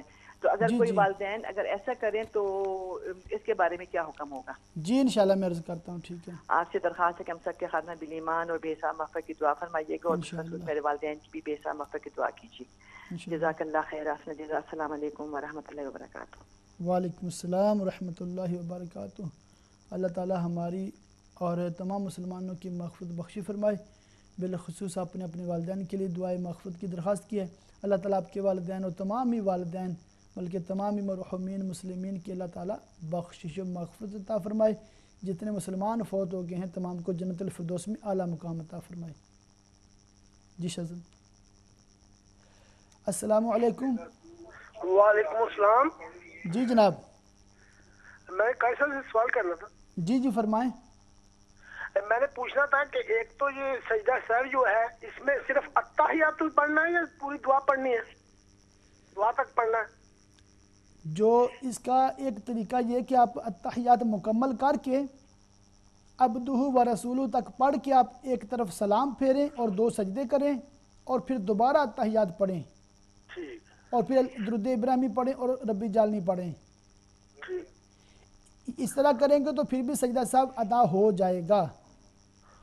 اور دوسرا طریقہ اگر آپ ایسے کرنا چاہتے ہیں کہ التحیات بھی پڑھیں، درود ابراہیمی بھی پڑھیں، ربی جعلنی بھی پڑھیں اور سلام پھیرنے سے تک جو ربی جعلنی یوم یقوم الحساب تک پڑھ کے آپ ایک طرف سلام پھیریں، پھر 2 سجدے کریں اور پھر دوبارہ التحیات درود ابراہیمی اور ربی جعلنی پڑھیں تو اس میں زیادہ ثواب ملے گا. اس طرح بھی سجدہ سہو ہو جاتا ہے. آپ دونوں میں سے جو بھی طریقہ اختیار کریں گے تو وہ جائز ہے. اور میرا ایک اور سوال تھا. جی جی. کہ بھی اگر پاکستان کو رہتا ہے تو اس نے انشورنس لینی ہے، وہ جو ہوتی بیمہ پالیسی، انشورنس پالیسی، وہ جو 1 لاکھ دیں تو وہ 20 قسطیں دینی ہے 20 سال، اور اس کے بعد وہ 2 کروڑ دیتے ہیں، وہ کوئی جائز ہے؟ جی ایسے تو جائز نہیں ہوگا. اس میں کافی مسائل ہیں انشورنس کے حوالے سے، اور بالخصوص جو مسلمان سے انشورنس سے کرواتے ہیں اس میں علماء کرام اجازت نہیں دیتے.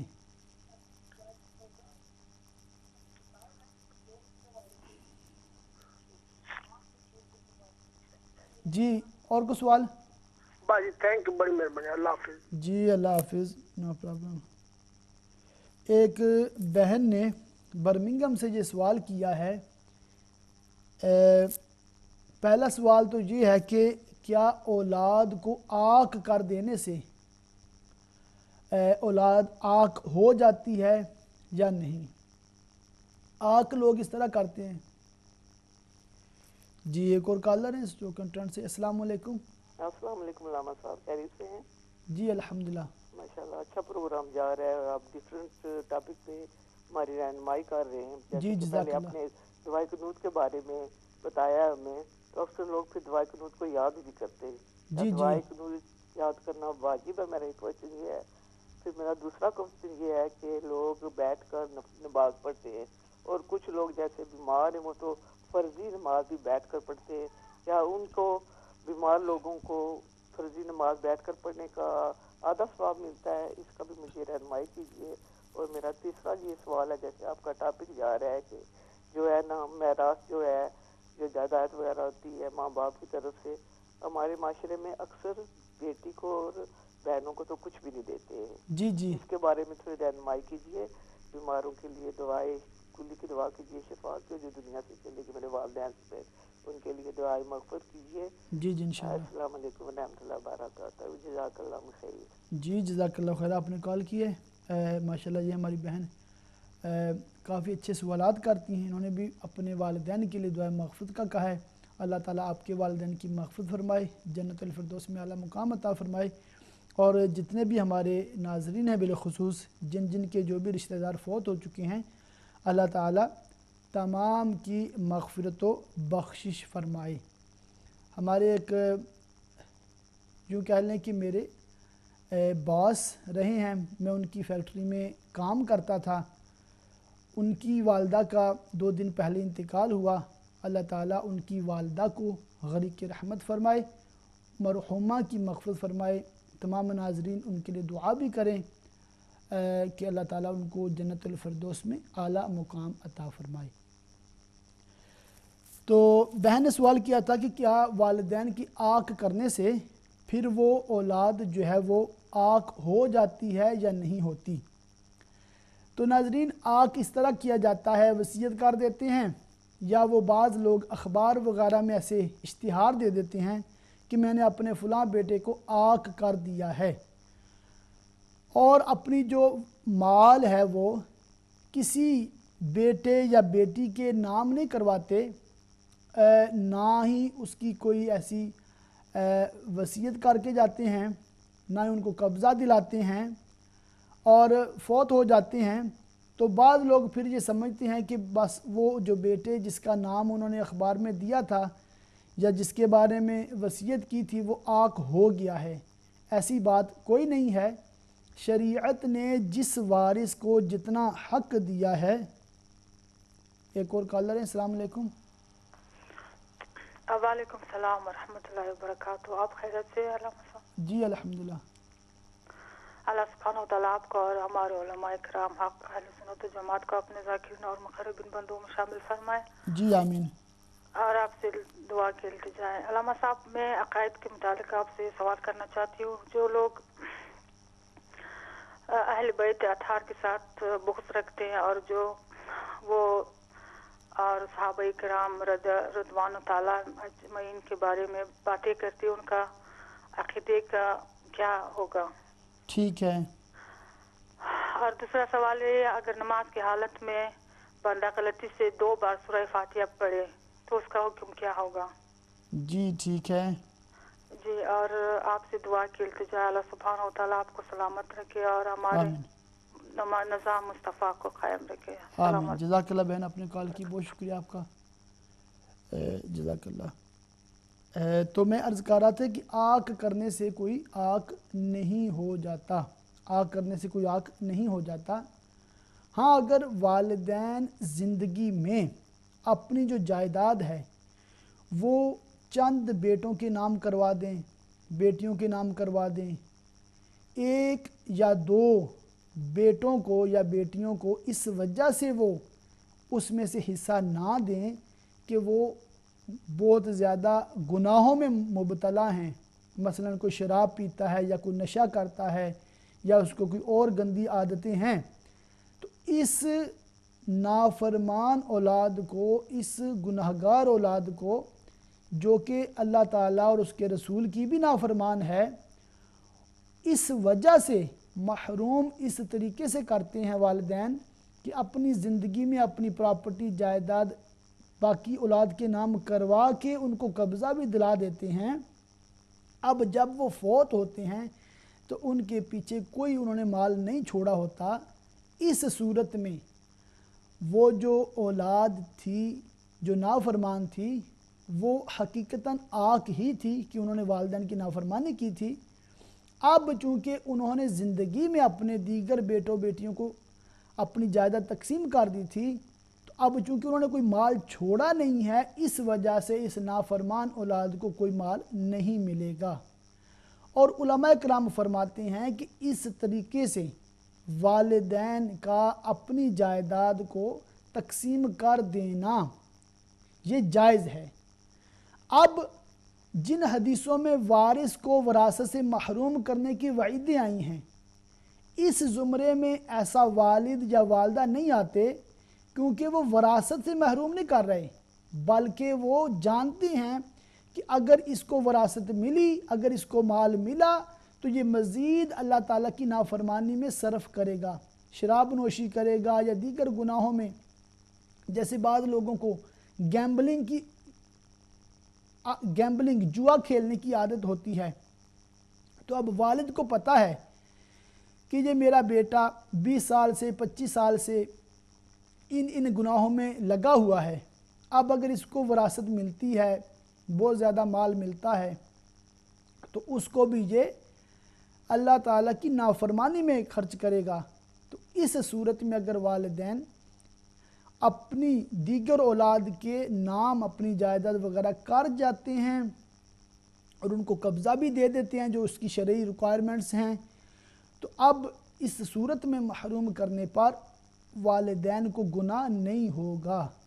مگر آخر میں یہی عرض کروں گا کہ اگر والدین اپنا مال چھوڑ کے جاتے ہیں، تقسیم کر کے نہیں جاتے، صرف والدین نے کہا تھا یا پیپر پہ لکھ دیا تھا کہ میرا فلاں وارث محروم ہوگا، تو یہ کوئی قابل قبول بات نہیں ہے، کیونکہ اب چونکہ آپ نے مال چھوڑا ہے اور اس کو جو حق وہ شریعت نے دیا ہے، اس وارث کو دیگر ورثاء محروم نہیں کر سکتے۔ یہ تھوڑا ڈیفرنس ہے، آپ اس کو ضرور پیش نظر رکھیں۔ اللہ تعالیٰ درست سمجھ کی توفیق عطا فرمائے۔ پھر بہن نے پوچھا کہ اگر کوئی لالچ میں اگر کوئی بیٹا معاذ اللہ اپنے والد کو قتل کر دیتا ہے اس لیے کہ اس کی جائیداد پر قبضہ کر لے تو کیا حکم ہے؟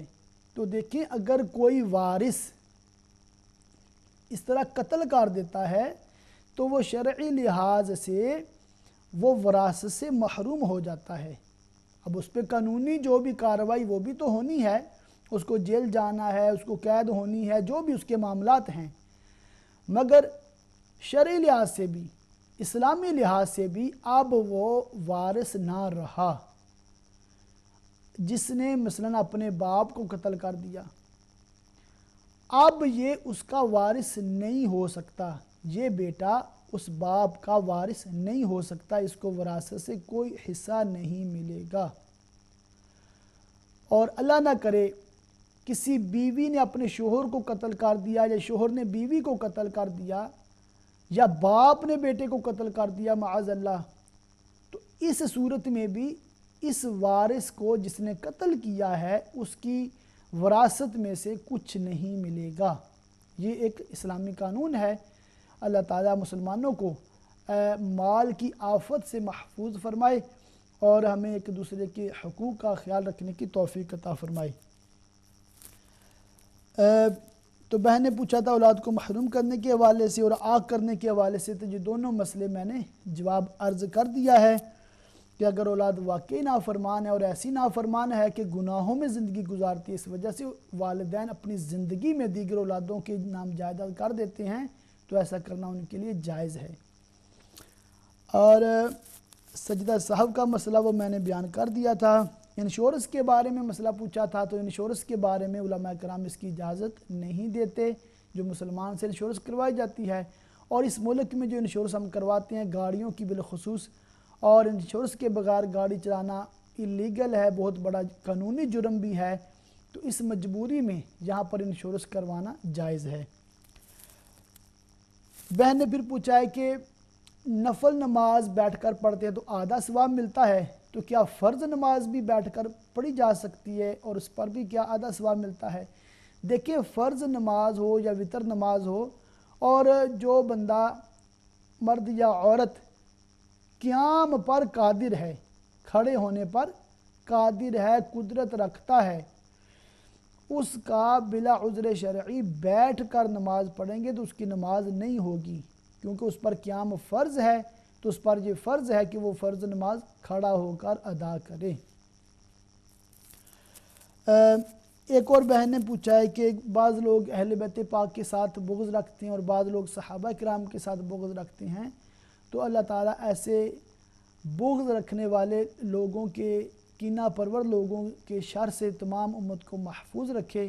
ہم اہل سنت والجماعت کا عقیدہ بہت ہی پیارا، بہت ہی ستھرا اور بہت ہی اچھا ہے کہ ہم اہل بیت عظام صحابہ کرام تمام کی تعظیم، تمام کا ادب اور تمام سے محبت کرتے ہیں الحمدللہ، اور ہر مسلمان کو ایسا ہی کرنا چاہیے۔ تو بہن نے پوچھا اگر کوئی 2 بار سورہ فاتحہ بھول کر پڑھ دیتی ہے تو کیا اس کو سجدہ سہو کرنا ہوگا کہ نہیں؟ تو ظاہر ہے اس نے نماز میں تاخیر کر دی ہے اور اس طرح سجدہ سہو اس پر واجب ہو جائے گا، اس کو سجدہ سہو کرنا چاہیے۔ تو میں دوبارہ وضاحت کر دوں کہ جو میں نے دعائے قنوت کے بارے میں تھوڑی دیر پہلے بیان کیا تھا، تو میں نے عرض کیا تھا کہ جو دعائے قنوت عمومی طور پر پڑھی جاتی ہے اللہم انا نستعینک و نستغفرک، وہ ان عذابک بالکفار ملحق، یہ مکمل جو دعائے قنوت ہے، اس کی بجائے اگر وطروں میں کوئی اللہم ربنا آتنا فی الدنیا حسنۃ وفی الآخرۃ حسنۃ وقنا عذاب النار پڑھ لے تو یہ بالکل جائز ہے، اس کے لیے کافی ہوگا، یہ دعائے قنوت کے ہی کام ہے۔ اور اگر یہ بھی نہیں پڑھ سکتا تو وہ ایک بار، صرف ایک بار، 3 بار ضروری نہیں ہے، ایک بار اللہم اغفر لی صرف اتنا کہہ لیں۔ کوئی بھائی یا بہن وطر جب پڑھنے لگیں تو اگر اس کو دعائے قنوت جو اللہم انا نستعینک و نستغفرک وہ پوری دعائے قنوت ہے وہ یاد نہیں ہے، اور ربنا آتینا بھی یاد نہیں ہو رہی، اور یہ بعض صورتوں میں ایسے ہوتا ہے کہ جیسے نیو مسلم ہے، یہ مسائل کیوں ہم وضاحت کرتے ہیں، کیوں اس کی ڈیٹیل میں جاتے ہیں، اس لیے کہ جیسے کوئی نیو مسلم ہے، اب اس پر نماز بھی فرض ہے، آج ہی مسلمان ہوا تو آج نماز بھی فرض ہے، اب ظاہر ہے وہ قرات پر قادر نہیں ہے، اس کو نماز آتی نہیں ہے، مگر ایکشن تو آتے ہیں، وہ طہارت کر سکتا ہے، وضو کر سکتا ہے، وہ قیام کر سکتا ہے، رکوع سجدہ سب کر سکتا ہے، صرف قرات نہیں کر سکتا، تو یہ اس کا عذر ہے، اللہ تعالیٰ معاف فرمائے گا، مگر جو کام وہ کر سکتا ہے اس کو وہ تو کرنے کا حکم دیا جائے گا، اور اس کو حکم دیا جائے گا کہ وہ کوشش کرے با جماعت نماز پڑھے، یا ایسے مسلمان کے پیچھے نماز پڑھ لے جس کو قرات کرنی آتی ہے۔ اب ظاہر ہے اب امام کے پیچھے جب آپ نماز پڑھتے ہیں تو امام کے پیچھے آپ قرات نہیں کرتے، بالکل خاموش کھڑے ہونا ہوتا ہے، نہ سورہ فاتحہ پڑھنی ہے، نہ کوئی سورت آپ نے پڑھنی ہے، امام کے پیچھے کھڑے ہو کر صرف ثنا پڑھنی ہے، اور باقی رکوع سجدے کی جو تسبیحات ہیں یہ پڑھنا سنت ہے، اگر کوئی نہیں پڑھتا تو مکروہ ہے مگر نماز ہو جائے گی۔ اسی طرح التحیات واجب ہے، تو التحیات اگر مس کرتا ہے نیو مسلم تو اب اس پر وہ نماز واجب الادا ہو سکتی ہے، مگر اس کی نماز فرض اس کا ادا ہو جائے گا، نماز اس کی قضا نہیں ہوئی۔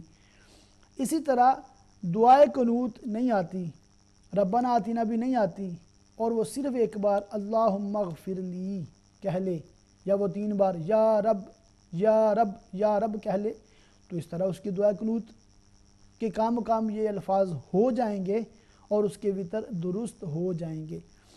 تو یہ چند مسائل میں دانستہ اس طرح مطلب وضاحت کرنے کی کوشش اس لیے بھی کرتا ہوں تاکہ مس انڈرسٹینڈنگ جو پائی جاتی ہے وہ ختم ہو جائے۔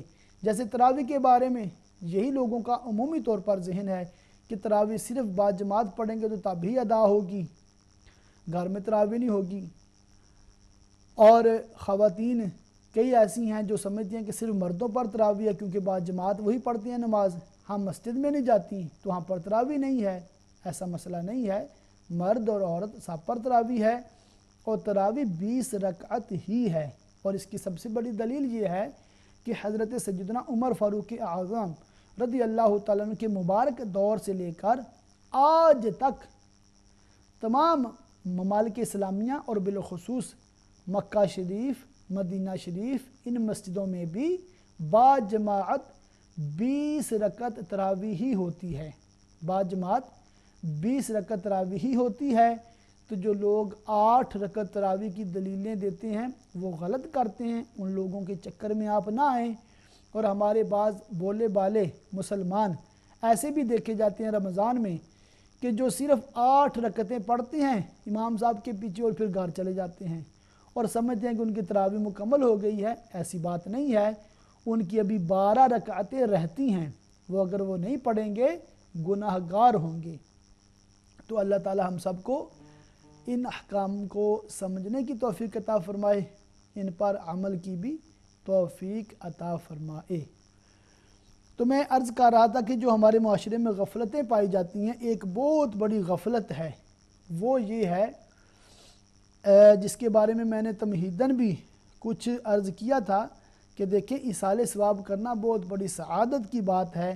ہمارے ہاں عموماً جب بھی کوئی فوت ہوتا ہے تو اس کے تیجے کا ختم دلوایا جاتا ہے، تیجے کا ختم دلوایا جاتا ہے، پھر 10ویں کا دلوایا جاتا ہے، 9ویں کا بعض لوگ میں رواج ہے، اور بعض 20 دن کے بعد کرواتے ہیں، اور بعض ہر جمعرات کو کچھ مہینوں تک ختم دلواتے رہتے ہیں. اور بعض لوگ ایسے ہیں جو 40ویں کا ختم دلواتے ہیں اور پھر ہر 6 ماہ بعد اور پھر سال بعد اور ہر سال پھر ختم دلواتے ہیں. اس طرح کے مختلف علاقوں میں مختلف رواج ہیں. تو ایصال ثواب کرنا بہت بڑی سعادت ہے، بہت بڑا کار خیر ہے. ختم شریف پڑھا جاتا ہے، تلاوت کلام پاک کی جاتی ہے، اور اس میں پھر مسلمانوں کو کھانا پیش کیا جاتا ہے. اس کی بارے میں کوئی دوسری رائے نہیں ہے، مگر احتیاط وراثت کے حوالے سے ایک احتیاط بہت ضروری ہے، وہ میں آپ کو عرض کر دیتا ہوں. یہ عبارت میں آپ کو یہ بتاتا ہوں اس کے حوالے سے کہ اگر کوئی فوت ہو جاتا ہے، مثلا کسی کا باپ فوت ہو گیا، اب اس کے چھوٹے بہن بھائی بھی ہیں جو ابھی نابالغہ ہیں، ان کو شرعی لحاظ سے یتیم بھی کہا جاتا ہے. اب چونکہ وہ نابالغ ہیں اور ان کا جو وراثت میں حصہ بنتا ہے، ان کا حصہ دیگر رشتہ داروں کو چاہیے کہ ان کا جو وراثت کا حصہ ہے وہ الگ کر دیں، محفوظ کر دیں. وہ کسی بھی گھر کے اخراجات میں خرچ نہ کریں.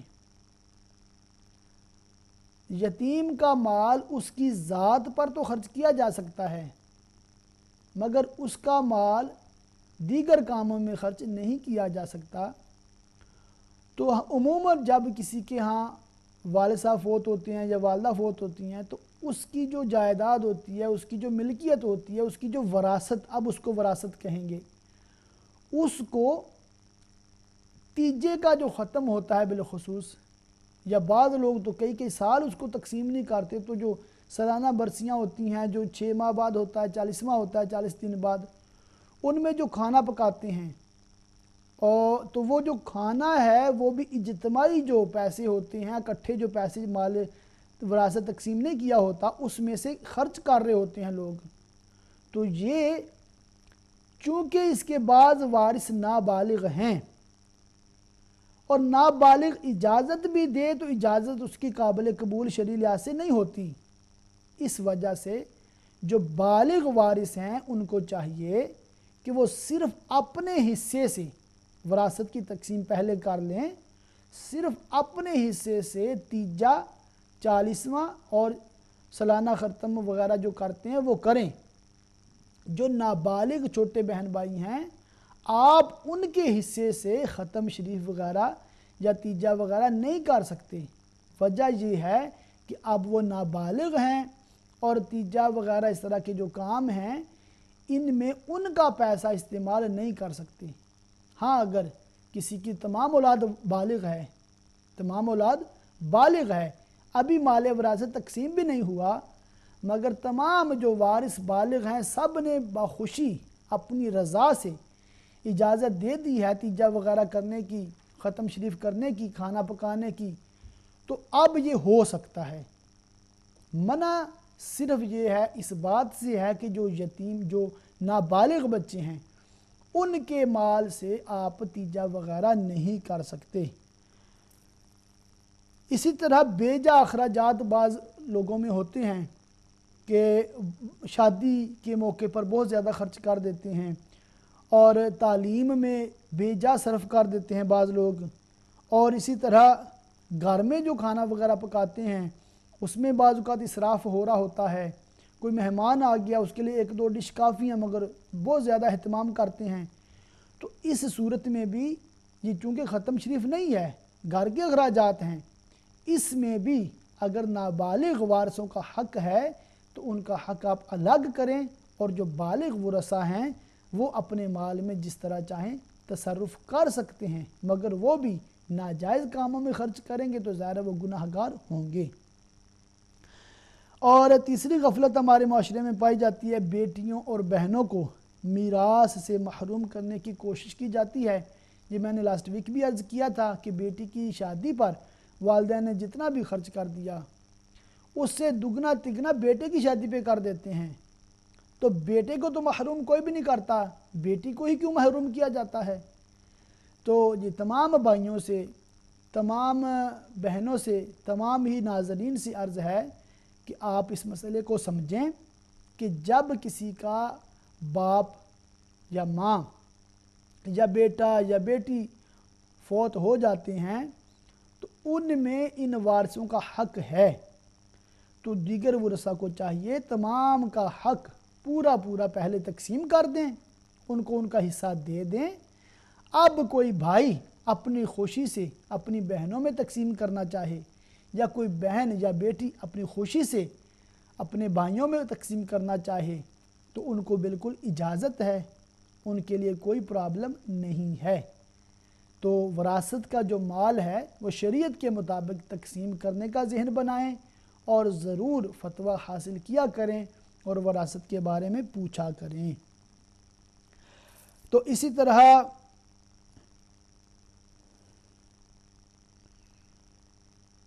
अगर किसी औरत का शोहर फौत हो जाता है और माल उसका जो वरासत अभी तकसीम नहीं हुई, उस औरत ने इद्दत गुजार के दूसरी शादी कर ली है, अब चूँकि उसने दूसरी शादी कर ली है इसलिए बाद लोग समझते हैं कि अब उसका विरासत में कोई हक़ नहीं रहा।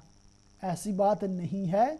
जब उसका शोहर फौत हुआ, ये उसके निकाह में थी, तो अब चाहे ये दूसरी शादी करे ना करे, इसका जो हक़ है विरासत में वो देना होगा, इसको महरूम नहीं किया जा सकता। मज़ीद इस पर गुफ्तगू इंशाअल्लाह नेक्स्ट वीक होगी। अल्लाह ताला से दुआ कि जो कुछ हमने अर्ज़ किया, जो हमने सीखने की कोशिश की, इसको अपनी पाक बारगाह में कबूल फरमाए, और बिलखुसूस उम्मा चैनल के मालिकान, इसकी इंतज़ामिया और जितने भी नाज़रीन इसके साथ ताअवुन करते हैं, अल्लाह ताला तमाम को जज़ाए खैर अता फरमाए। इंशाअल्लाह नेक्स्ट संडे हाज़िर होऊंगा। अस्सलामु अलैकुम व रहमतुल्लाहि व बरकातुहू।